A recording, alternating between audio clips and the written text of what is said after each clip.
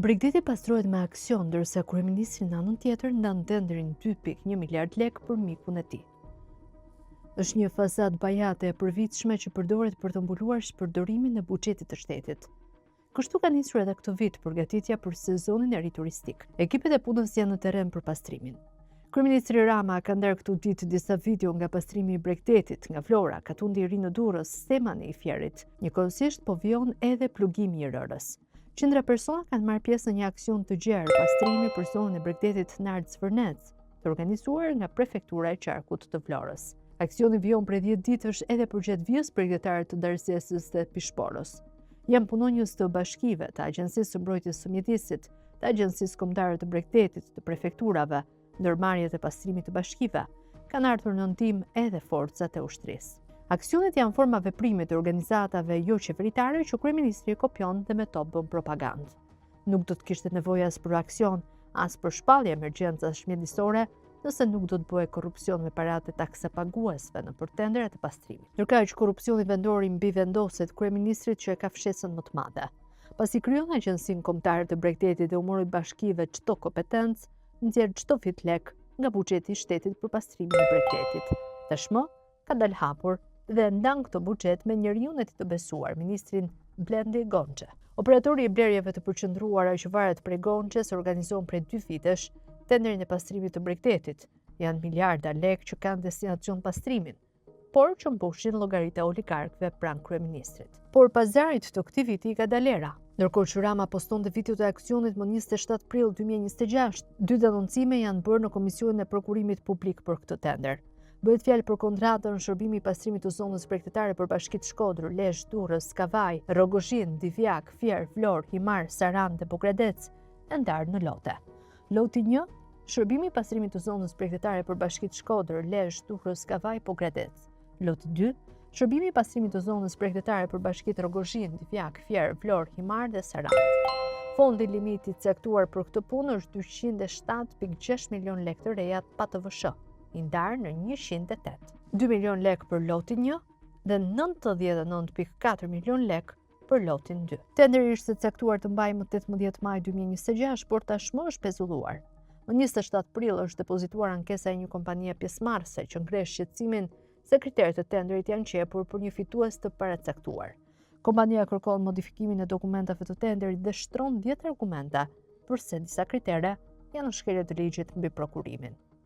Kontrata e këtij shërbimi përfshin grumbullimin dhe transportin e mbetjeve urbane, mirëmbajtja e shëndetoreve dhe zbrasja e koshave, pastrimi i plazheve publike nga mbetjet, larje dhe disinfektimi i kontenjerëve. Dokumentacioni përcakton detaje mbi shërbimin, duke përfshirë vendosjen e kontenjerëve, zbrasjen e tyre 2 herë në ditë gjatë orëve të natës, desinfektimin dhe transportimin e mbetjeve në vendet e caktuara nga bashkitë.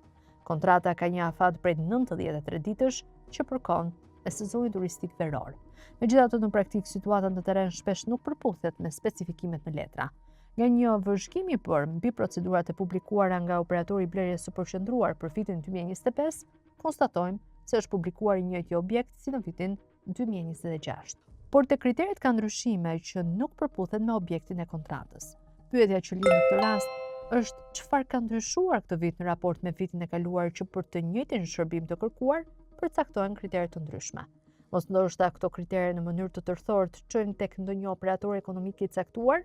A kushtozon kjo tregun dhe ul numrin e pjesëmarrësve të operatorëve ekonomik në tender, duke shkelur në këtë mënyrë parimet e ligjit mbi prokurimet, shkruan denoncuesi. Në ankesë thuhet se kërkohet licenca që kanë të bëjnë me pastrimin e pusetave të ujrave të zeza dhe trajtimin e mbetjeve të biodegradueshme. Specialitetet të tilla nuk kanë lidhje me objektin e kontratës, thuhet ndër të tjera. Në të njëjtën datë është depozituar dhe një ankesë e dytë në KPP. Sipas ankuesit thuhet se disa kërkesa janë të paplotësueshme sepse nuk lidhen me objektin e tenderit, sikur se rezulton në formularin e specifikimeve teknike, por edhe në formularin e shërbimeve dhe grafikut të ekzekutimit, nuk është parashikuar asnjë zë shërbimesh që ka të bëjë me vendosje të jo më pak se 20 tualeteve portative të përshtatshme për instalimin dhe stacionimin në zona bregdetare. Nga ana tjetër, edhe sikur të ishte parashikuar një gjë e tillë, enti prokurues duhet të sigurojë edhe përmarrjen e lejeve me qëllim vendosjen e tyre në vendin dhe në kohën e caktuar. Ky është një detyrim i investitorit, konkludoi denoncuesi. Nga të dy ankesat si konkluzion kërkohet të ndryshohen dokumentet e tenderit dhe kriteret të jenë në përputhje me ligjin. Dyshimet janë se fituesi mund të jetë sërish kompania Fusha SHPK e oligarkut Shkëlqim Fusha, me lidhje shumë të ngushta me kryeministrin Rama dhe kryebashkiakun Erion Veliaj, që prej vitit 2022 deri në 2025 tenderet për pastrimin e Bregdetit janë zhvatur nga Fusha SHPK. Fillimisht kontratat janë dhënë nga Agjencia Kombëtare e Bregdetit, ndërsa më pas nga operatori i blerjeve të përqendruara. Ndërsa vlera e këtyre kontratave ka arritur në rritje nga viti në vit. Nga ana tjetër, përsëritja e kontratës për Shkëlqim Fushën bën kontrast me mungesën e pastërtisë. Nga ana tjetër, përsëritja e kontratës për Shkëlqim Fushën bën kontrast me mungesën e pastërtisë në plazhe, fakt i evidentuar nga vetë institucionet. Në dallim nga viti i kaluar, vërejt së fondi është rritur me të paktën 200 milion lek, lotet janë ulur nga 3 në 2, po ashtu numri i punonjësve të pastrimit është ulur. Kështu, në vitin 2025 fondi limiti prokuruar ishte 205.4 milion lek të reja pa TVSH, pra më i vogël se ky i sivjetshme. Ndërkaq për të kryer këto shërbime në vitin 2025 të paktën në letra ishin 554 punëtor, të cilët duhet të punonin për 93 ditë, nga 5.7 orë në ditë secili.